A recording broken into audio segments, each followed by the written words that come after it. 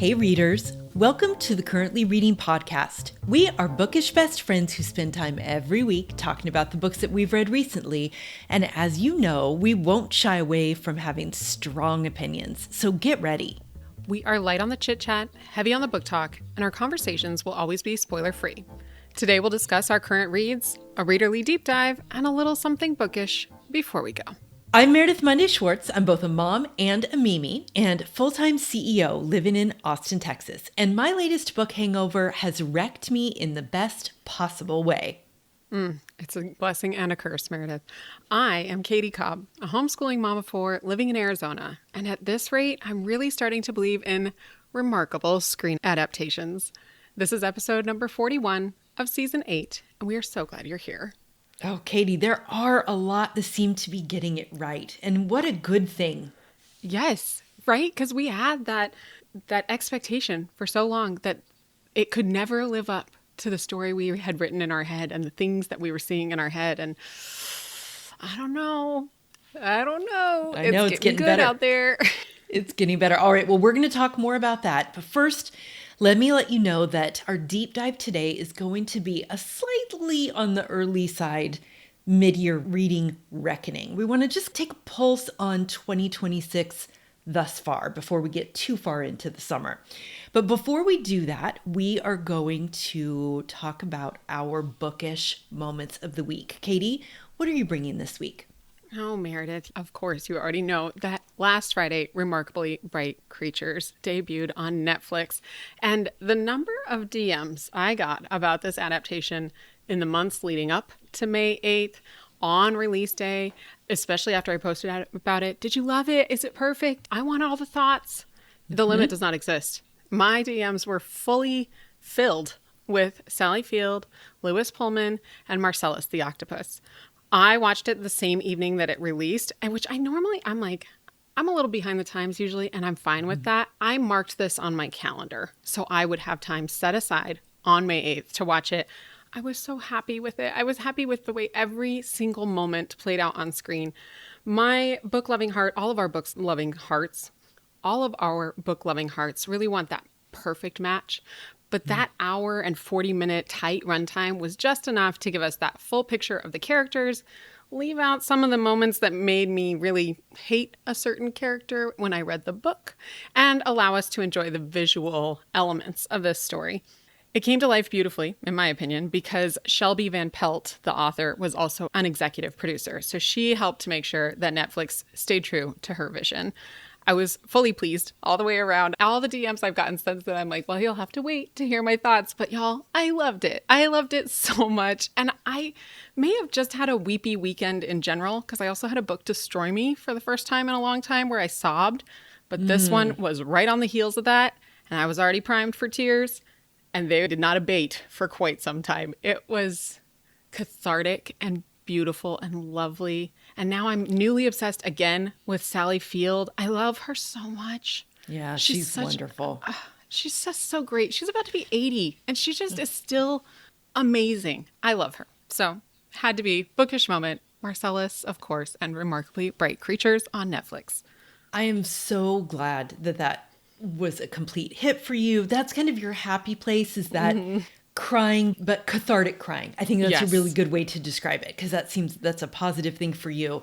And yes, I know I was going to say that I think a lot of adaptations are working because they aren't any longer forced to just be movies. And that I think that obviously the series format really can work quite a bit better. I haven't seen Margot's Got Money Troubles yet, but I've heard so much good buzz around it. And so that's just another example of one that's come out recently. But I'm glad to know that even at that tight runtime, they really got all the high points of this book. It really worked. Yeah. And there were parts that I think they put in just for the readers. Like there's a little tiny nod to the story that you don't really get if you haven't read the book. You're like, okay, she's holding that kind of weird. What's happening with that? And if you've read it, you're like, okay, I know what's going on here. But it doesn't matter to the watchers of the movie. It's not going to ruin it for them. So I just thought they did a really great job at making sure everybody knew what was going on. But if you read it and you already loved it, you felt a little bit held by the story. Yeah. You wonder if Shelby Van Pelt had something to do with that moment. Mm-hmm. Well, my bookish moment of the week, as you know, I intimated earlier, I have had the worst book hangover, which is both the worst thing and the best thing because you only get a book hangover when you've read a book, or in my case, a couple of books that have really, really just bowled you over. And I'll tell you what, not an ad at all. This is literally the way my week has gone after we did that last episode of the Indie Press List, where we featured the Books and Books store from Coral Gables, Florida. We had a stack of books that was really different than most indie press lists and really not necessarily in my sort of side of the Venn diagram, but they ended up really, really giving me an excellent reading experience. And especially one of the books we talked about, The Wall, which is kind of a classic book in the 60s. That's the book that really gave me the book hangover. And I just, for several days afterwards, I just could not lock into anything else. Now, I have since then, feel like my reading's back up and running, which is fantastic. But it is one of those double-edged swords where you read something that really, really kind of does you in, and then you almost need to take a break. And I just decided to give myself that time. I've been working a ton, but also I just felt like I needed a little bit of a break before I jumped into another book. And that's okay. Yes. Yes. Say it louder for the people in the back, honestly. It's okay to need a little bit of a break. Your reading will always be there for you. All right, Kaytee, let's jump into our current reads. What's the first one that you're bringing this week? So happily. I am thrilled to get to talk about Cleopatra by Saara El-Arifi. I picked this one up. You probably saw this post, Meredith. I picked this one up after Bookish Friend Sidra posted about it in our group. Here's what she said. I'm just going to read her post because I think she does a good job giving us the high points, the cues. I would love to press Cleopatra by Saara El-Arifi into everyone's hands. I'm not a huge Cleopatra or History of Egypt fan, but this book was so well done. One of my favorite themes is how history depends on who writes it. And this book is told from Cleopatra's perspective and breaks the fourth wall to give a nudge to the reader about, of course, we know how her story ends, but do we know how she lived? And then she quotes, "That's the thing with stories. You must always know the story of the storyteller." She said she did this on audio, and Adjoa Ando, Lady Danbury from Bridgerton, narrates it, and it's excellent. I myself have a great affinity with Sidra. We have a lot of really wonderful overlap in our reading, and I take her recommendations really seriously. Notably, she did not tag me in this post. She did not press it into my hands. She just put it out there into the bookish universe. Yes. But it was a hit for me nonetheless. She posted about it on April 1st, and I had finished it less than 2 weeks later. Sidra already set it up for us pretty well because it doesn't require a lot to tell you that we're reimagining Cleopatra's story from her own point of view rather than through just the little tiny snippets that we get in our history books. El-Arifi draws out a lush Egyptian landscape. You can feel the swelter of the Nile River close by. She gives us the historical figures we already know in Caesar Augustus and Marcus Aurelius, and this indomitable woman at the center of this story. This book was nearly perfect for me. It's historical fiction, so it's heavy on the history. There are battles and political ploys that play major roles in the life and times of Cleopatra and her children. And so I did some inattentive listening every once in a while when I was like, okay, here we go again. Somebody's leaving for another battle, and okay. But the interpersonal relationships, especially with Cleopatra and the women around her, her sister, her attendants, were really wonderful. So while this one wasn't perfect for me, I did love Sidra's recommendation, and I'm glad I took to it immediately. But because Sidra is really great about telling her own recommendation sources, I'll also shout out Tina from Book Talk, etc., and that Sidra says she listened to an author interview from Thoughts from a Page podcast, where Cindy is one of her go-to recommendation sources for historical fiction. I am so grateful always for somebody who can kind of round out the places that currently reading where we don't necessarily have the deepest book list of things that we love to read, that we love to recommend in this niche area of the reading life. So great job, Bookish Friends, and Sidra especially, at letting us know that Thoughts from a Page is a great place to get those historical fiction recommendations if it feels like that's something that you need that currently reading isn't giving you. But also just doing the Lord's work at making sure that books that are really going to be hits for us are presented in the perfect way in the group. I gave this 4.5 stars. Many thanks to Sidra for floating it across my radar gently and with no malice or ill intentions. This was Cleopatra by Saara El-Arifi.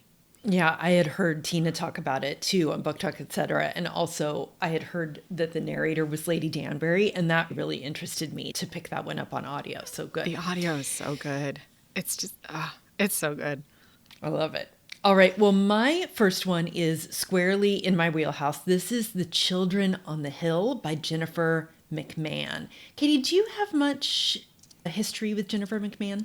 I definitely have at least one or two of her books in my previously read list, both of which came from your recommendation or from having you put her on my radar.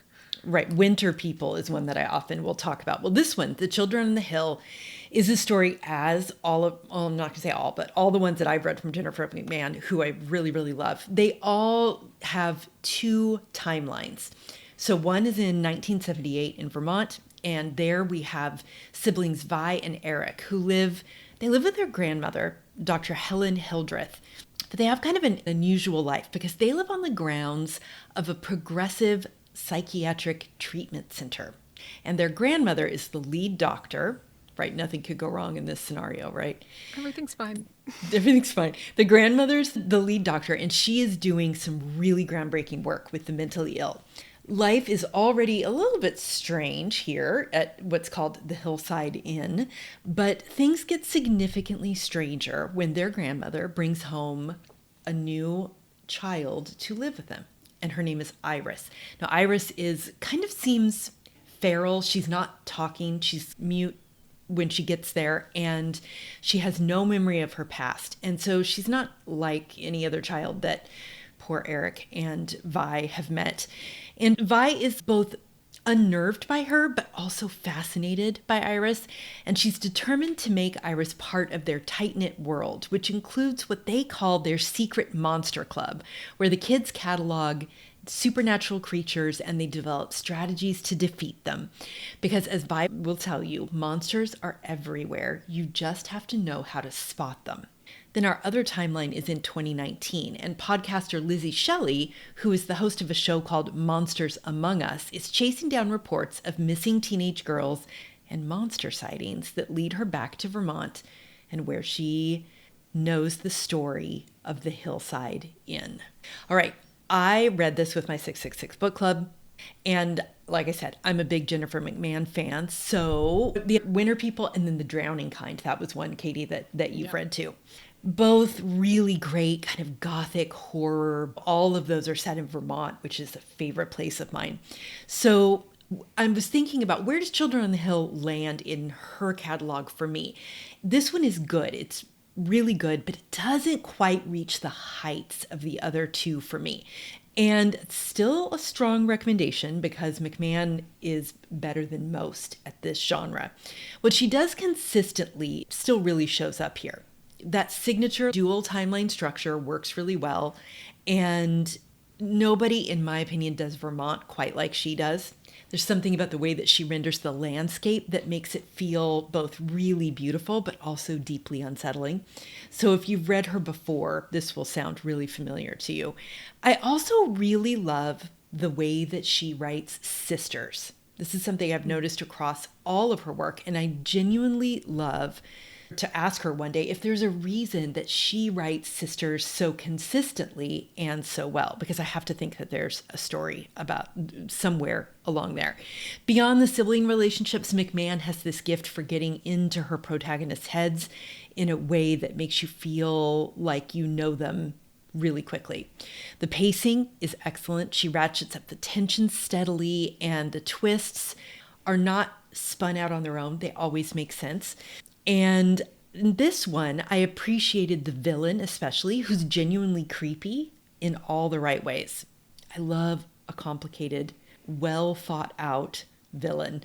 So I think this is one that I would totally recommend if you've read others by Jennifer McMahon and you loved, but if you have not already read Drowning Kind and Winter People, those would be the places that I would start. Drowning Kind in the summer, Winter People in the winter.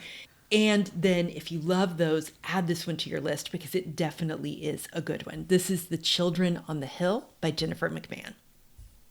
Do you feel like The Children of the Hill has a season that it needs to be read in too? No, but now that I say the title again, I just continue to think that it could have a better title too. It's just one of those kind of nothing titles. Like, I'm not going to remember the book based on the title. Yeah. Like, I'm going to struggle for the title's name. But no, that is one, unlike those other two, that I think are really set in the season that they're written in. This one I think you can pick up anytime. Yeah, I like that. Okay. I have nonfiction for my second spot today. It's the book I'm going to talk about is Four Lost Cities by Annalee Newitz, which I had to look up their name to figure out how to say this one. Four Lost Cities is by the author of a book that Meredith talked about a few years back in season 6. She brought the Terraformers to the show, and I'm going to circle this back around, which is why I'm bringing it up now. I had already had Four Lost Cities on my physical TBR shelf, but here we are 2 years later, and I've finally just picked it up. Because the book gods are capricious, and we do what they tell us to. Right? We have to listen to the bookish serendipity and when it strikes. As a recently reformed, and I say recent with quotes around it, within the last decade of my life, lover of world history, which is different than historical fiction, I was excited to get into this story, this nonfiction story of 4 cities around the world, especially as during the school year we just completed at our house, we were tackling world history again. So I have some of this primer data already nestled in my head from the previous school year. We had recently read about and studied the civilizations around the cities of Çatalhöyük in modern-day Turkey, Pompeii, which we all know, in Italy, Angkor in Cambodia, and Cahokia near the Missouri-Illinois border in modern-day U.S.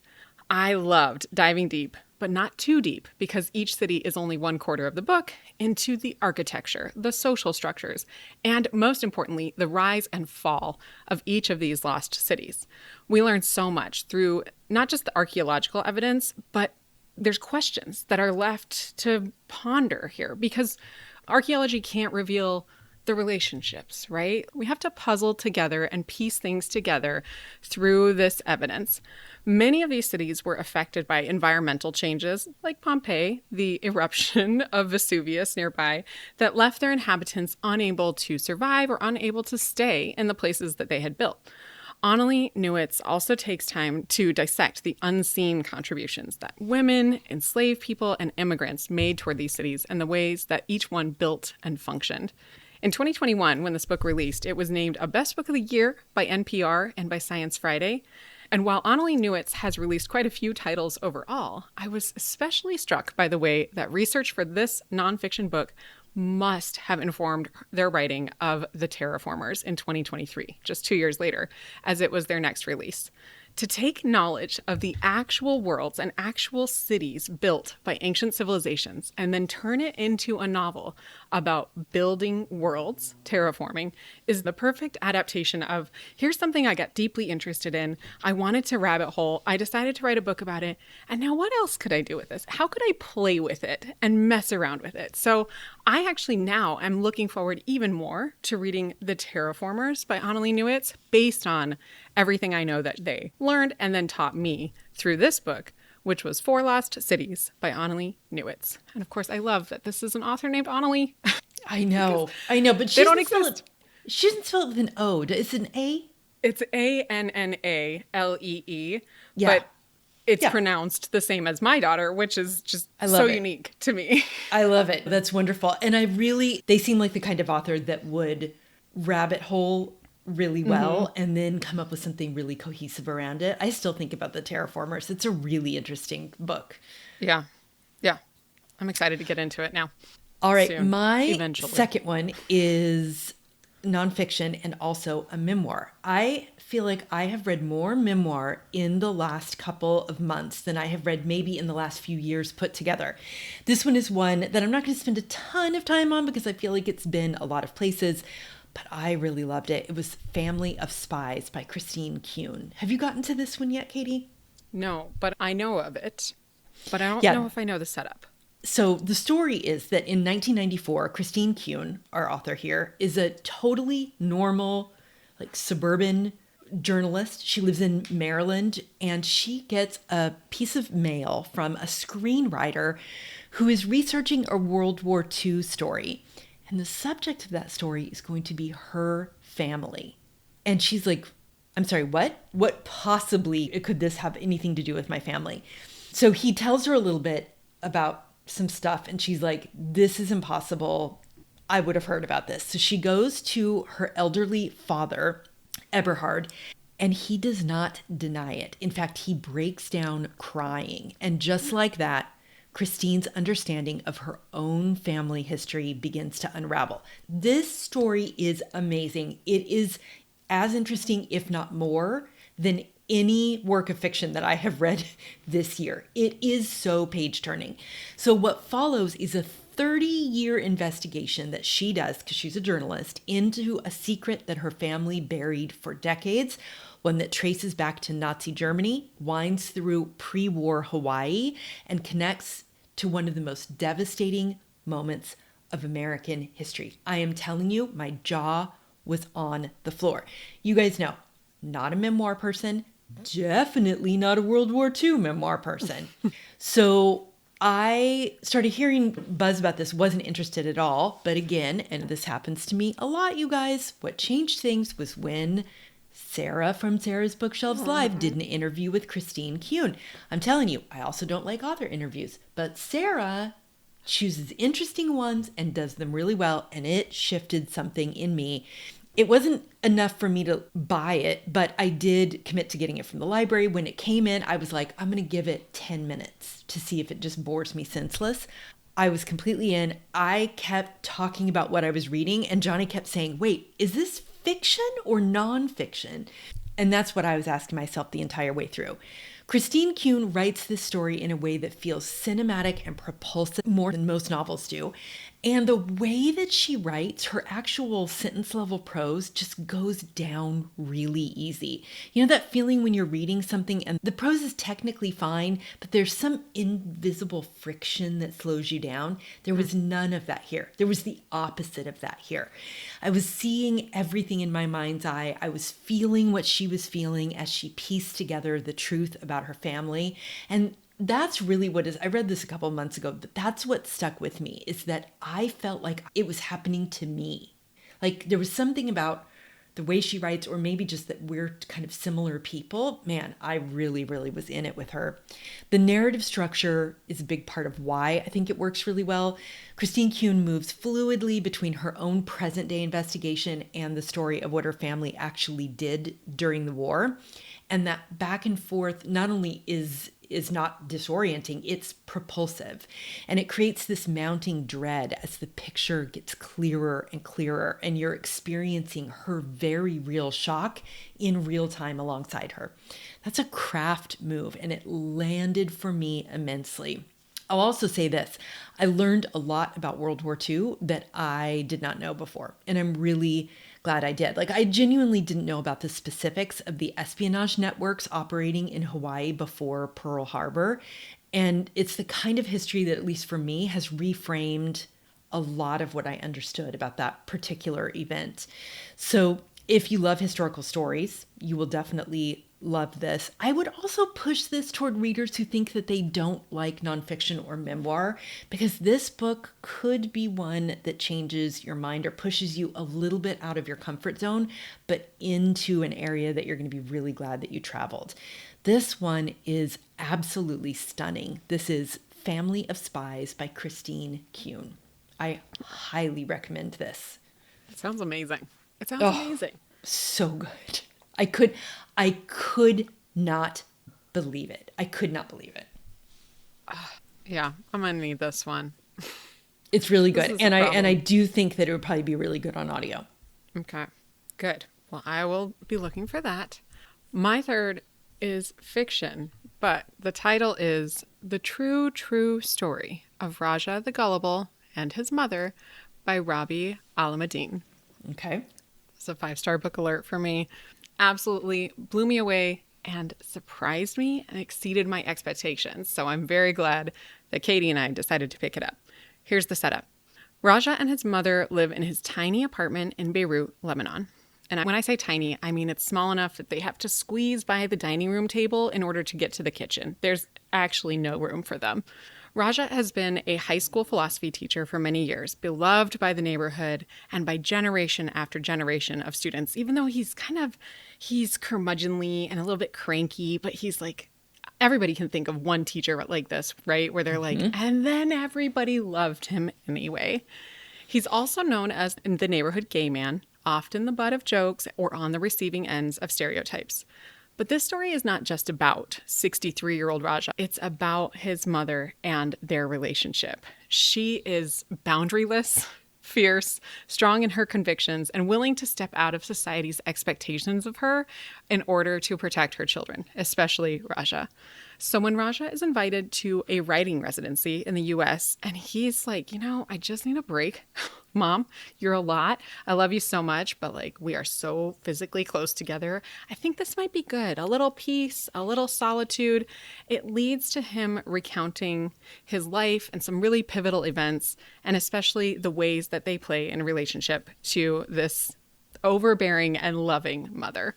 Raja, our main character, our narrator throughout, he is sparkling. He's smart, he's philosophical, he's scathing and a little bit cranky sometimes. He's affectionate and empathetic and brutally honest.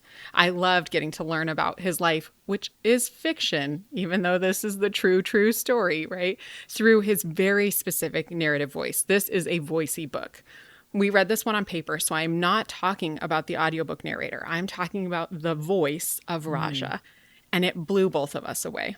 It has been quite some time, even though I mentioned it at the beginning of this episode, since I had a book touch me to the point of tears. And I don't mean, so I did have a sobbing book right before I watched Remarkably Bright Creatures. That's not what this one was. This was like a sigh that kind of chokes up on the way out, where you're like, okay, yeah, you got me that time. Not through manipulation or trauma porn, although there are some very difficult memories that we wade through with him. And there are some descriptive sex scenes in this book, even though it wouldn't go on a chili pepper level anywhere. This is one of them that we would mark in the spreadsheet as sex scenes, but not sexy, right? Yeah. Instead, Rabih Alameddine, the Lebanese author of this story, is also a painter. And he paints here. That's what he's doing. He's got words painted into a story here. And in fact, after looking through his physical paintings that he includes on his website, I'd say, for me, he's a better painter of words than he is of canvas and brush. Keep your day job is what you mean. No, I just think he's really exceptional in the written word, and his paintings are a very specific taste that is not my taste. In fact, I've already picked up for my shelves his previous release from 2012, so more than a decade before. It's called An Unnecessary Woman, and I hope to get to it soon. But I will reiterate that this book surprised me, and it's because of the way that I saw it set up and the publisher blurb, and none of that really emphasized to me how much I would be delighted by it. I didn't expect to smile as much as I did. I didn't expect to think it was funny or hypnotizing. It has hard things, but it's not a hard read. It's beautiful. It's almost lilting, like sing-songy. Not sing-songy. That makes it sound trite and yucky, but it pulled me through with the actual gorgeousness of the way he wrote without it being high or lofty in any way. This book is tagged as emotional and reflective on Storygraph, and I see those adjectives, but they should be way further down. They're not the salient notes for me. It was funny. It was perfectly paced. It had me laughing out loud, and it moved me very gently to tears. All markers of a 5-star read for me, likely to end up on my best books of the year list.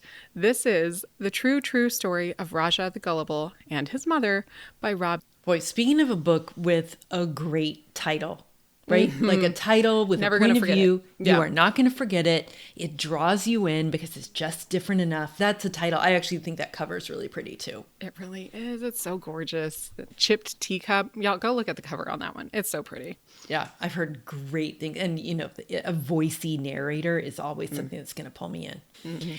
All right. My third one is a little bit weird, but it's an auto by author, and I'm excited to read more by him. This is a book called Dissolution by Nicholas Binge.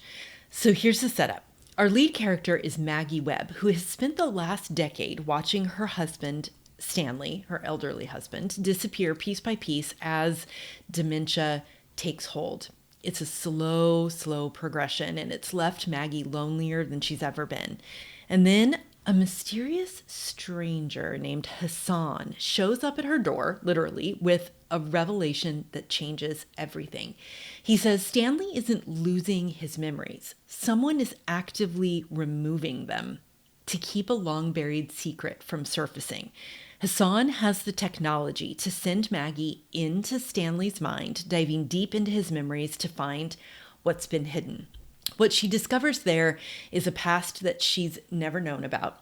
Whatever happened as he was part of a small group of gifted children at a very special school, whatever happened among that group, decades later, something has been set into motion.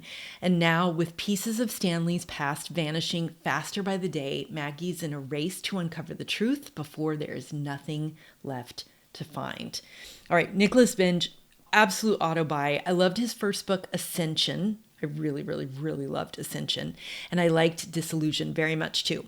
A listener actually pressed this one into my hands for All Things Murderful, and I'm so glad that I let that bump it up to the top of my TBR pile, because this turned out to be one of those books that does a lot of different things all at once and somehow figures out a way to make them all work together as a satisfying whole. So I think the most useful thing I can tell you about this book is where it sits on the spectrum between two books that you probably already know. So if you loved The Time Traveler's Wife, but wanted it to be less emotional and more science-driven, I think there's something for you to like here. And if you didn't like Recursion by Blake Crouch because you thought it was thin on emotion and character, you will really like this. I fell into, I love Time Traveler's Wife, but I definitely felt that way about Recursion. Dissolution sits right in that sweet spot between the two. It's got the big, crunchy, satisfying sci-fi brain of a Crouch novel, but it's wrapped around a love story that I was surprised to see that Nicholas Binge writes with a genuinely sweet hand. So you do need to know that this is a time jump story. If those Terminator movie style elements don't work for you or drive you crazy, then this won't either. I want to be super upfront about that because I've had multiple people say that kind of thing makes my head spin and it makes me uncomfortable. But I actually really love that. And what impressed me most about what Nicholas Binge is doing here is how cleanly he brings that all together, because sometimes that can get really messy. The time hop stuff it can just get into circadian knots. Like Recursion. And that doesn't happen here. Binge plants these little puzzle pieces early in the story that make perfect sense by the time you reach the end. And that payoff is one of my favorite things. Instead of writing himself into that knot, he threads the whole thing through to a conclusion that feels both surprising and also inevitable. But as much as this is a sci-fi driven story, and it is, it's also so completely a love story about a couple who's been together for decades, well into their 80s. And if you love stories about those long-term, lifelong relationships, then I think you'll really love what he does with Maggie and Stanley here. The author's note at the end tells us that his grandparents had a 70-year marriage, and he largely based the story on them, which adds such an element of sweetness to it.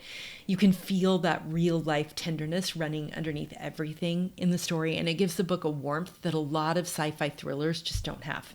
The structure does alternate between present-day chapters that are moving you through the scientific and time travel elements, and then these backstory chapters that fill in who the characters really are. And some of those backstory chapters punched me in the gut more than once. They really did. Binge does such a good job of bringing you into full investment in these characters that when something lands in one of those quieter, more personal chapters, it really, really hit me. That emotional weight is exactly what keeps Dissolution from being just another kind of clever puzzle box novel. It's clever, absolutely, but it's also heftier than that. I really enjoyed this one. On a practical note, I do think it's a book that's best read fairly quickly. There are a lot of details to keep track of across the timelines, and I think if you spread it out and read it over too long a period of time, I think at least I would lose the thread. I ended up reading it in about 4 longer chunks, and I think the story was served well that way. So give yourself permission to just kind of settle in and let it rip. This is Dissolution by Nicholas Binge.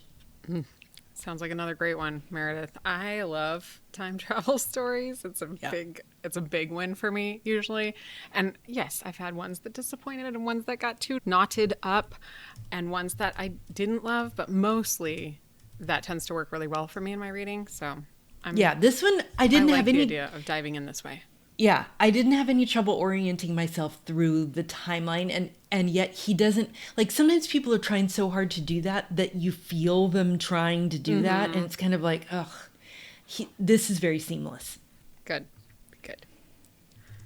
Okay, so, Kaytee, it is middle-ish of May, and so I thought maybe it would be a good time for us to do a little mid-year reading check-in. A mid-year reckoning, if you will. So I wanted to find out, like, what's working right now in your reading life? What isn't? How are you feeling this year is shaping up compared to other years? And are things going well, or do we really need a midway course correct? Okay, so that's kind of the general tone that we want to hit. And let me just get your temp check on that to start. Well, this year, like, it feels strange to say this year is kind of stand out in that it's a little weird because, truth be told, since I moved back to Arizona, I've had a few weird years, right? I had the actual move year, the settling into a new community year, the divorce year, and now I'm in a new season again. And it feels like, rather than saying like, this is my new season for the next 10 years, like when I have a baby, it feels like fits and starts, jump starts even, where it's like, okay, yes, we can run with this. Nope, never mind. Throw those brakes on. There's nothing happening in my reading life. And that has been hard for me as somebody who counts reading as one of the core pieces of my identity. To feel like I don't have any control over it is really hard for me because I am a pretty controlling person in a lot of aspects of my life. And it's just been strange. So I don't want to say, well, it's a totally different reading year, but it is. It's another totally different reading year for me. And I don't know how it's going to end up by the end of the year. So is it totally different, like, from a quantity perspective? Is it different as far as, like, the books that you're picking up? Like, how is it different? Both, in that this is one of the questions that we're talking about a little bit as we get into reading goals. I don't set a number goal anymore, but last year at the end of April, which is the last full month we have right now, I had finished 67 books. At the end of April this year, I was at 49. So 20 less in just 4 months, which feels like a lot. If that continues throughout the year, we're looking at maybe 80 fewer books for the entire year. I was going to say, as of that month, I had finished 46. So, like, you're tracking close to my reading. Right. Which is fine. Which is great. Also, I mean, yeah. 8 of those are Emma M. Lyon, which I treated as one current read. So really, it's 41 books, right? And it's so easy to eat away at that. And one of those I reread twice, one that I read for myself and then read it aloud to my kids. So that already takes another book away. And so when we start to add in things like, well, this is indie press, so I'm not going to talk about it until later. And then this one, I don't want to bring too many books in a row that I read with Kaytee. But a lot of my reading right now is because Kaytee is gently pulling me along. Like, she's holding the reins almost of my reading life, where it's like, hey, did you read today? Just checking in. And I'm like, God, no, I need to read because somebody is counting on me. And it's all of you. And then Kaytee is like, hey, just a gentle reminder, you do love reading. Yeah, I do. Do I have time for it? Is it there? But one of the other things that we're going to talk about is, like, where did we have some misses maybe in our reading lives so far this year? And that was really hard for me to answer because I've had a really great, satisfying reading year. Like, when I finish the books, they are hitting well. I'm looking at a lot of 4, 4.5, and 5-star reads, substantially more than I have had in the past as a percentage or a proportion of my reading. It's just not as many overall. So what's your general overview of, like, what's happening in 2026 for you?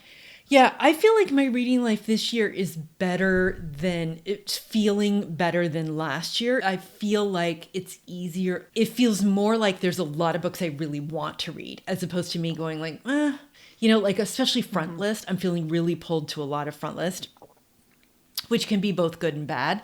So from a quantity perspective, I think I'm tracking pretty normal for me, but I've kind of had that normal for a long time.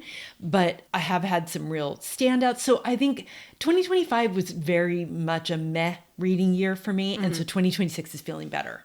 So what would you say has been your standout read of the year so far? My standout read of the year so far, I already just briefly mentioned it.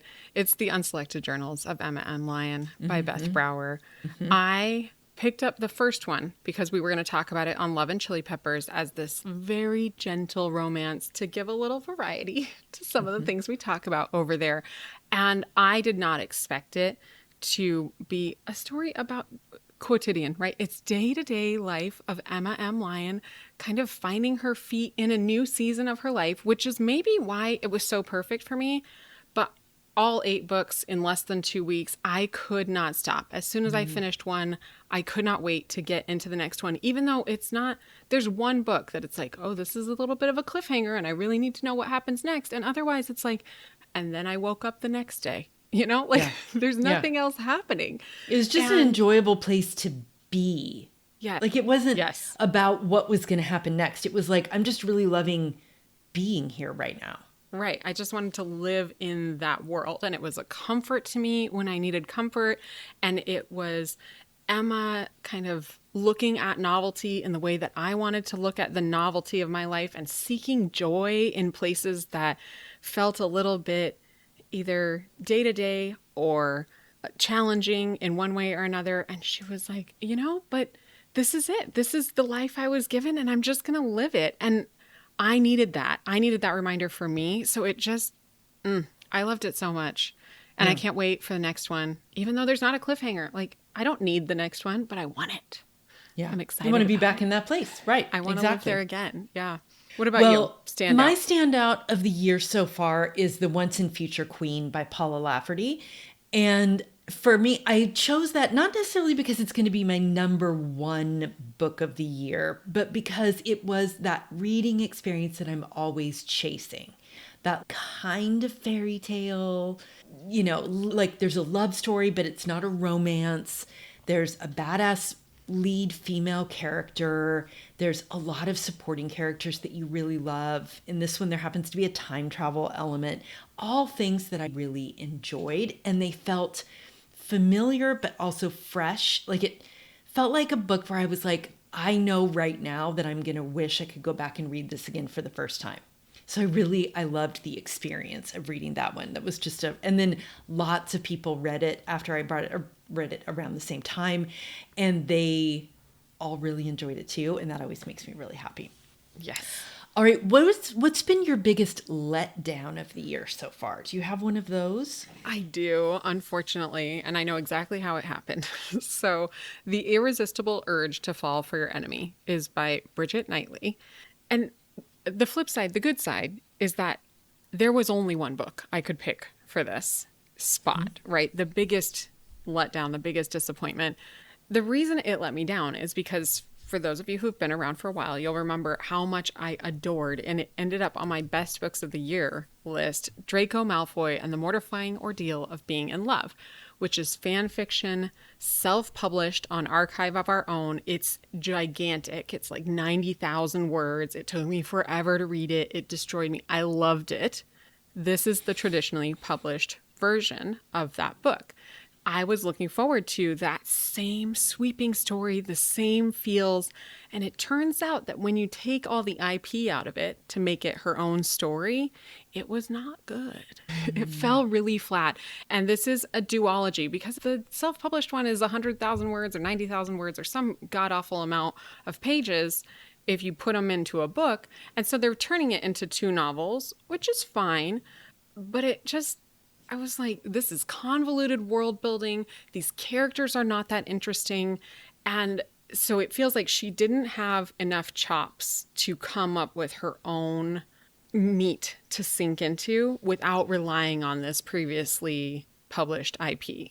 And if you had told me that when I was reading the fanfic, I would have said, no, this is a phenomenal writer. She knows what she's doing. But really, she was really good at building out a world that already existed. And I don't even want to say that, which is why I never brought it as a current read, because I want her to be successful. But this was not a book for me. It did not work for me.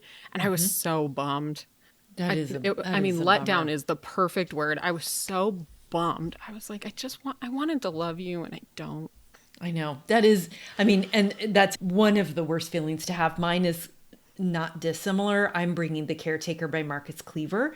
And that's because I loved We Used to Live Here, his first one, so much. And The Caretaker, I did bring it as a current read. And for me, one of the things, read or know thyself, I care a lot about my lead character. My happiest reading space is when I really like them and I'm rooting for them. It doesn't have to be that all the time. There are exceptions. But I cannot take a lead character who is just as dumb as dirty dishes. I just can't take it. And that was what we had here. Now, what I will say is, part of what's been fun about 2026, like I said, I've been very pulled to front list. My NetGalley is filled with a bunch of stuff I am really looking forward to reading. Some of it has served me really well. This one, if I had just waited till it came out, and I just heard Tina from Book Talk, etc., talk about it on the show, and she really liked it. And I loved hearing her talk about it because she did it in a way where if I had just waited, I would have heard her talk about it. I would have recognized that what she liked or the pieces that bothered me didn't bother her, but she said enough about those pieces that I could hear, oh, okay, that would bother me. And I would have just steered clear from it. So front list stuff really, I don't spend a lot of time reading on the front list, and our friends who do, I'm always like, man, I don't know how you do what you do, because I get really frustrated and let down when there's a book that I like, oh, if I just waited, I would have missed it completely. So that was my big letdown. What's a book that surprised you the most so far this year? Well, this one's easy, and it's part of how I planned my current reads today. It's the true story of Raja the Gullible and his mother. Okay. Even the cover is beautiful, but it looks literary. There's a broken teacup with a ribbon, right? I just didn't expect to love it the way that I did. I didn't expect to feel that effervescence that I did when I was reading it, and to be desperate to read more because of the pacing and the way that he writes. It seemed like it was going to be, and we've talked about this before, sometimes you want an issues book where I am ready to get into it with this author. And sometimes you want transportative, bubbly, gorgeous fiction with great characters. And I didn't know that's what I was going to get there. And it turns out that's exactly what I wanted. Sometimes you just need a really good burger, and you're like, I want to have to open my mouth so big and let it get all over when I'm eating this delicious burger. That's what this was. It was meaty and satisfying in a way that I didn't even know I wanted. I love it. All right. Well, that issue of expectations is at play in the book that surprised me the most. I guess automatically it would be because of the way I phrased the question. Right. Obviously. But sometimes I wonder why people pay us to podcast. That was a really stupid thing that I just said. But go ahead and leave it in, because, that's how my mind worked just there. We just say the things that we think. It's okay. Vigil by George Saunders. Okay. And yes. I, not only was I like, I don't know what I'm going to think about this, I was pretty positive I was going to hate it. That actually is something that's working really well for me. Going into a book and being like, the same thing with Family of Spies. I just don't think this is for me. But I'm going to give it 10 minutes. I'm going to give it 15 minutes. I'm going to give it 50 pages. Vigil by George Saunders was such a favorite for me. And I'm so glad that I read it. And I just could not be more surprised to like it, because so many people have not just not liked it, but viscerally hated it. Yeah. So that was a big surprise for me. Okay, Kaytee, do you feel like you have any reading goals that you need to adjust, or is there any course correction that you need to make? The one thing I really want to focus on, and we'll see if it works or not, but the one thing that I have been thinking about as we prepped for this week, and I knew this was what we were going to be talking about today, is that This year, one of the things I'm seeing in my reading life, and probably one of the reasons for the additional slowdown, is that I feel a little bit like a lack of urgency to get from one book to the next. I'll finish my audiobook or my paper book or my Kindle book, and then I'm not chomping at the bit to get to the next one. Like, okay, well, now I have my audio TBR and I can go right into the next book, or I can't wait to read all this stuff on my shelf, so let me dive right into the next paper book. I have lost, that's the part of the steam that I've lost right now. So I don't have goals except to really love what I'm reading, which I'm doing. But in order to try and get back into that like mojo momentum phase, what I want to do is start giving myself again, and I used to do this in the past, kind of a priority TBR, 3 or 4 titles that might work for my next in each of those slots in my reading, so that I'm ready to get into the next one instead of floundering, because that's where I'm losing steam. So it's a goal and it's a task, but it's more about preparation. Yeah, it's a strategy. Exactly. Yeah. What about you? I think that's a good way to describe it. One of the things that is working tremendously well for me is that toward the back half of last year, I really got back into using my library again. Mm-hmm. And when I use a library, that means book flights. And book flights are the way that I get into books that I didn't quite know were going to work for me, but then they do. And that just creates this very virtuous circle, right? It means I'm pushing myself out of my comfort zone. It means I'm bringing things that you're not hearing about everywhere else. It means that I go into a book with that lowered expectation, and then it can surprise me in a really good way. And it also means I can really lean into my mood reader-ness. So that's been working for me, and I'm going to keep doing that. But I'm going to be really intentional about doing that. Mm-hmm. Yeah. All right. So that is kind of a mid-year check-in to our reading. I think, Kaytee, you and I would both encourage our listeners to do the same thing. Like, think about, it's not about quantity. It's not about any of the specific things that we talked about today, but just take a minute to think, how is 2026 treating me reading wise? And where do I need to give myself grace? And also, where do I need to maybe try a different strategy or double down on a strategy that I know works for me to make sure that I can make it the best that it can be? Yep. Okay.